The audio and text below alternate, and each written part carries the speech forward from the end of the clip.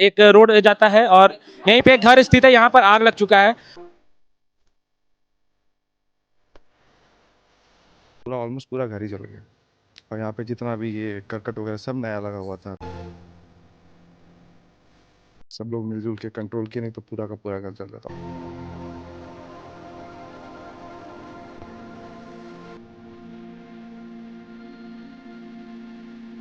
आग कैसे लगा कि लगाया गया है मैं कुछ कह नहीं सकती क्योंकि मेरे पास सबूत नहीं है।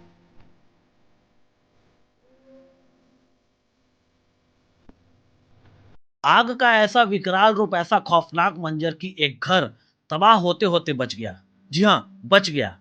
ये कैसे बचा? क्योंकि जिस तरीके से यह आग लगा था और मोहल्ले के जितने सारे लोग थे, वार्ड नंबर 8 में यह आग लगा था, और जिस तरीके से मोहल्ले के लोग, आसपास के लोग, मैं तो कह रहा हूँ कि पूरे नगर उटारी के लोग, जिनको जिनको पता चला था वो वहां पहुंचे थे और सबने मिलकर मदद की थी। साथ में फायर ब्रिगेड की टीम ने भी मदद किया था और इस आग पे काबू पा लिया गया।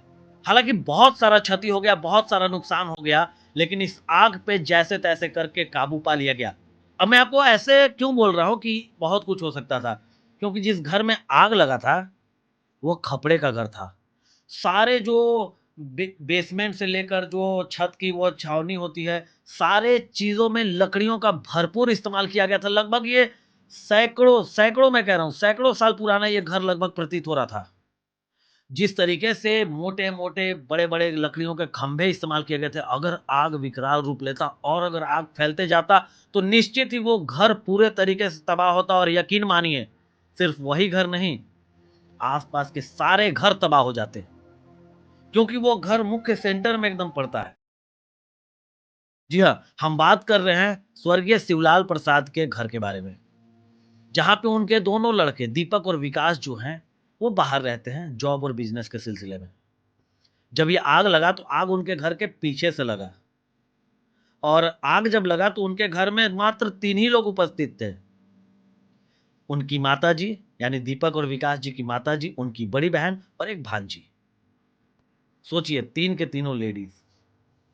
वो तो मोहल्ले वाले, वो तो गांव में रहने का, हमें थोड़ा सा छोटे शहर में रहने का ये फायदा है कि लोग बढ़ चढ़ कर एकता दिखाते हैं, बढ़ चढ़ कर किसी के दुख में सुख में शामिल होते हैं। अब आग लग गया, आग को बुझा लिया गया, लेकिन इसके बाद क्या नुकसान हुआ, कैसे हुआ, कैसे, ये पूरे डिटेल में हम जानेंगे इनके परिवार से। नमस्कार दोस्तों, मैं हूं सूरज और आप देख रहे हैं विचार झारखंड। अभी जो मैं उपस्थित हूं वो श्री बंशीधर नगर के सब्जी मंडी की गली में उपस्थित हूं, जहां पे 28/4/2026 को एक भीषण आग लगी थी।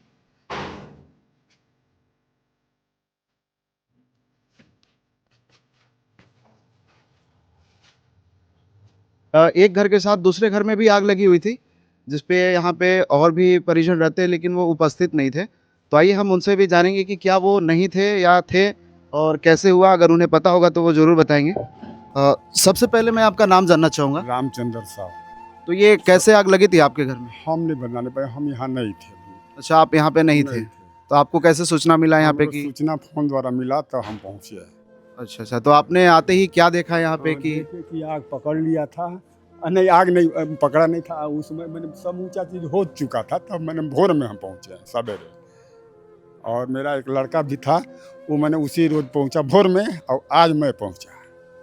चलिए आइए हम आपको दिखाने का प्रयास करेंगे। आप देख सकते हैं यहाँ पे जिस तरह से भीषण आग लगी हुई थी, कुछ भी नहीं बचा है ऊपर की ओर, कुछ भी नहीं बचा है यहाँ पे। मतलब कि सब कुछ आप देख सकते हैं, जो कि यहाँ पे बांस है, करकट है, खपड़ा है, वो सारा बिखर गया है।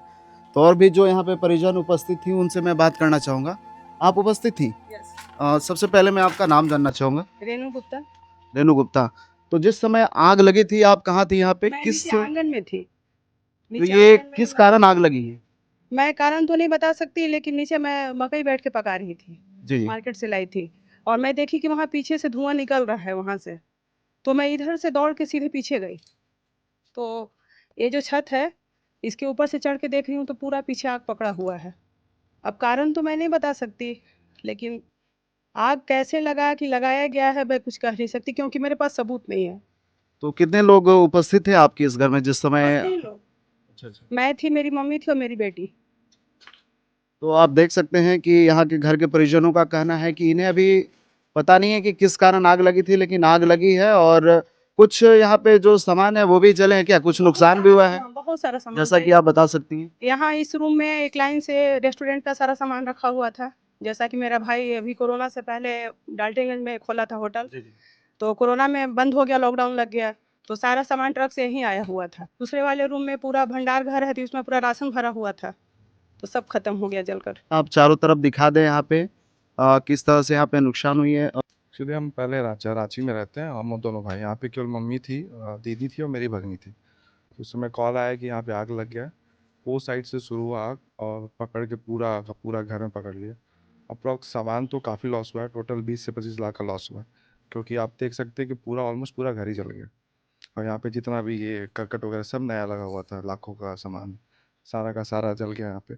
बस यही है कि मेरे जितने भी गांव वाले हैं सब लोग मिलके काफ़ी हद तक काम किए, सब लोग मिलजुल के कंट्रोल किए, नहीं तो पूरा का पूरा घर जल जाता। ऑलमोस्ट तो 70% जल ही गया, 30% ही बचा हुआ है, 70% तो पूरा का पूरा जल गया। मतलब लगभग जहाँ तक कि हमें पता चला है कि 6-7 बजे के लमसम आग लगी थी और उसे 9-10 बजे के बीच में काबू कर लिया गया था। 10 नहीं 11-12 बज गए थे, 12 तो 11-12 बज गए थे। टोटल 5-6 घंटे लगे आग को काबू करने में। लेकिन आग काबू करने के लिए पूरा जितने भी मेरे गांव के थे, मेरे जितने भी थे, सब लोग मिल के काबू किए तब हो पाया, अदरवाइज पूरा का पूरा जल जाता। 70% तो जल ही गया, बस थोड़ा मोड़ा जो बचा हुआ है अभी इसी पे देख रहे हैं, उसके लिए भी आवेदन दिया हुआ है। अब देखते हैं क्या होता है आगे। तो आपका क्या मांग रहेगा आवेदन के आवेदन अनुसार? दिया हुआ है, अब हमारा 20 से 25 लाख का लॉस है, उसमें गवर्नमेंट जो भी हेल्प कर सके वो हमारे लिए होगा, क्योंकि इंस्टेंट किसी के पास उतना पैसा होता नहीं है कि एक नया घर खड़ा कर सके। तो उसके लिए वही अनुरोध है कि जो भी हो सके वो करे, ताकि हम दोबारा इसको बना सकें। अंदर आइए, देख सकते हैं आप यहाँ पे बेड तो है ही नहीं। खैर, आप ऊपर की दिशा में देख सकते हैं जिस तरह से यहाँ पे पानी डाली गई है जलने के कारण, तो जितने भी मट्टियाँ लकड़ियाँ हैं वो सारे नीचे गिर रहे हैं। इधर भी आप देख सकते हैं क्या हाल हो रखा है इस रूम का, कुछ भी नहीं बचा है यहाँ पे, जिस तरह से नुकसान हुआ है। आइए, और भी रूम है, एक ही रूम नहीं है, और भी रूम है, वो भी हम आपको दिखाने का काम करेंगे। ये बेडरूम था और जो आप देख सकते हैं इनका घर का जिस तरह से सामान इधर उधर बिखरा पड़ा है। आइए, भी आप देख सकते हैं अपना बचाव के लिए इन्होंने पानी वगैरह डाला है, लेकिन सामान आप देख सकते हैं इधर उधर बिखरा पड़ा है। आइए, और रूम में हम आपको दिखाते हैं।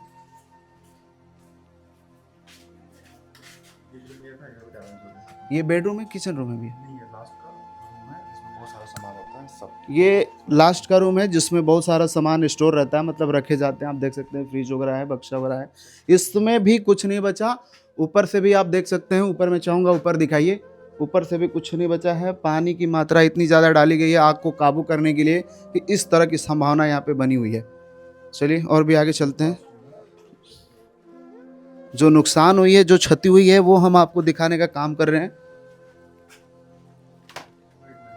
ये गेस्ट रूम है जहाँ पे इनके परिजन जो भी आते हैं वो रुकते हैं, लेकिन आप देख सकते हैं यहाँ भी कुछ भी सामान नहीं बचा है, बिल्कुल खाली सा हो चुका है।